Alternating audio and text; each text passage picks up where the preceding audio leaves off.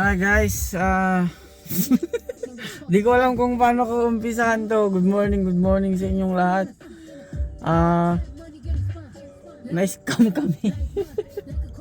Na-scam kami guys. May nakausap kaming babae na sabi niya bibigyan niya kami ng 3 trabaho today. Pinuntahan namin yung isang work. Ang pangit pala ng gawa ng company niya. Pinapabalik siya ng owner ng bahay para i-fix yung gawa niya. Pero yung bahay ng customer, napakadaming sira mula harap hanggang likod. Pero yung bahay kasi lumang bahay, 2 lumang bahay sa harap at sa likod. Tapos sa gitna pinatayuan ng double story, di ba?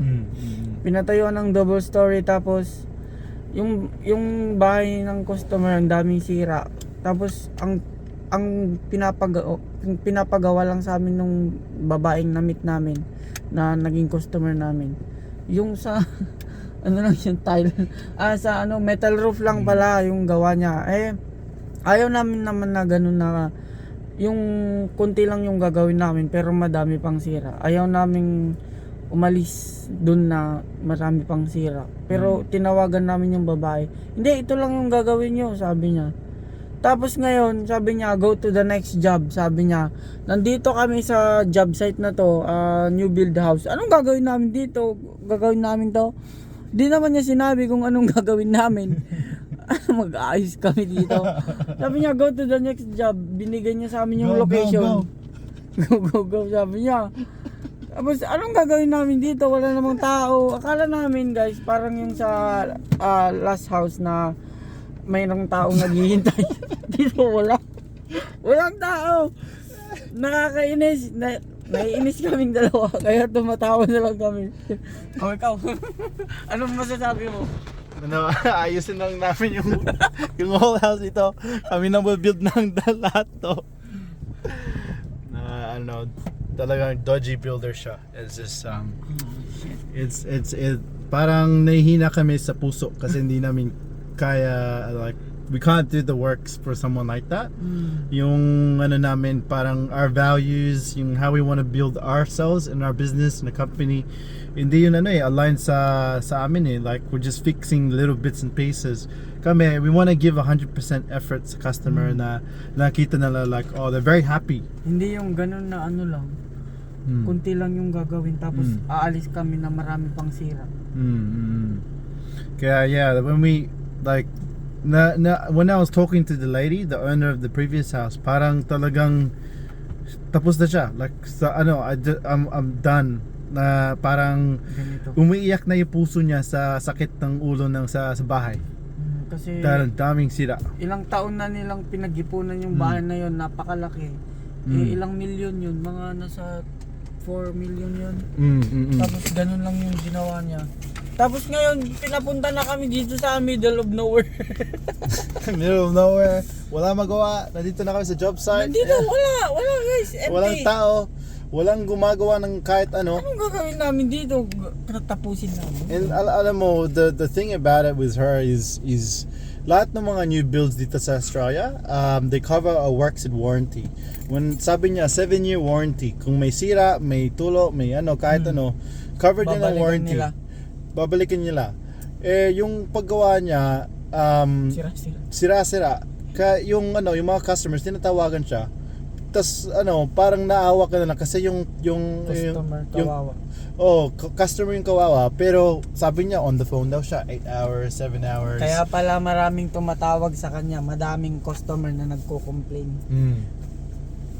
Tapos Gagawin namin dito. Tapos sasabihin niyo na lang, may yung usaha ko, may sakit, Bedridden na. mahirap ang buhay ko. Tapos ganun siya, yung build quality niya, yung hindi naman siya nagbabayad. Kasi alam ko mga builders, hindi sila magbabayad ng kahit pag hindi pa tapos yung work. Kasi they get paid progress, mga 25% build, 50%, 75%, 100%. 4 times sila they get paid from the bank. Nagbibigay sila ng per level of build. Kaya pag ganito yung mga build na walang nangyayari, it means yung mga nag-workers dito, they're not getting paid from the builder. Tapos sinasabi niya sa amin, you go there, ayusin niya. Oo nga. minadali niya kami pumunta dito sa second job. Tapos ganito lang yung dadatnan namin. Ah, ito guys, ito pala yung pangalan ng company nyo. Sandtech. Yun. Property group. Anong gagawin namin dito? Kaya may sign dyan, no? Proper sign. Ano? Minumurahan siya. Oo, kasi baka dating customer niya tong mga to. Baka matagal na to dito. Kaya nga. Matagal na yan dito. Kasi ang daming kailangan gawin. Ayan. Ang Ano? dami pang gamit yun. Parang nag-build lang sila tapos kinuha nilang bayad din na tinapos. Ganun. Ganun yung mga yung mga builders. Daming projects pero ayun, di tapusin. Matagal. Magba-bankrupt din sila kasi hindi compliant yung mga work quality nila eh. Ma-audit sila. Scam kami. Tapos tayo pa na scam. Tayo Guys, na damay. alam niyo yung travel namin, isang oras. from from Mount Druid to Parramatta. Mount Druid to Campbelltown. 1 hour. Tapos ganito lang yung dadatnan naming wala palang tao dito sa bahay na to. Kaya maghanap na lang kami ng ibang trabaho. Babalik na naman kami sa Parramatta. Baka doon lang kami mag-start. I-block mo na yung number niya para hindi na tumawag. Kasi sabi niya, I give you a lot of jobs. Sabi niya sa amin, tomorrow I will give you 3 jobs. And then meron siyang binigay na job sa amin guys. Laking bahay, 3 stories, underground 3 stories.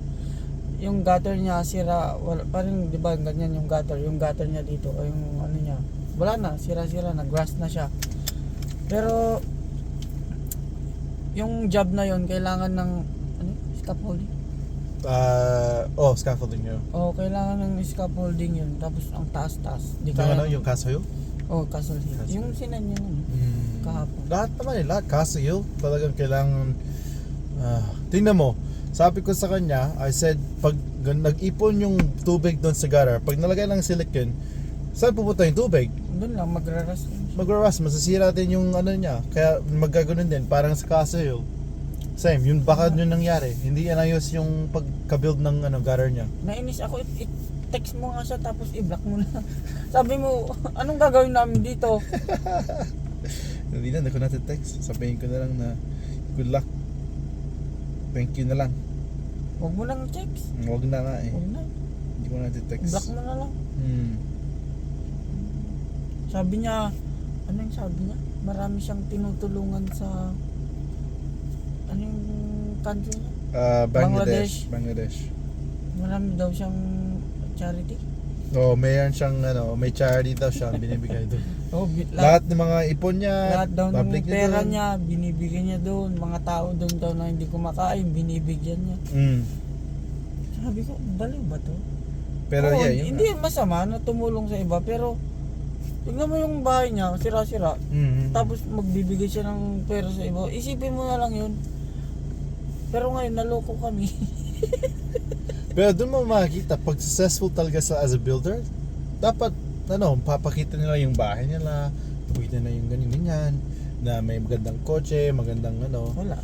magandang yung business nila. Pero, pag ganun yung itsura, then mag-question mo talaga na, is it true na magaling sila mag-build, ganyan. Pero makita mo, kaya dami siyang on the phone, dami siyang problema. Builders nga siya, may license, pero pangit yung trabaho, tapos scammer.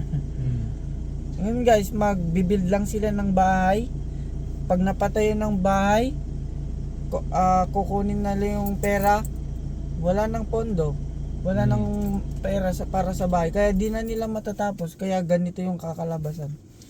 Kaya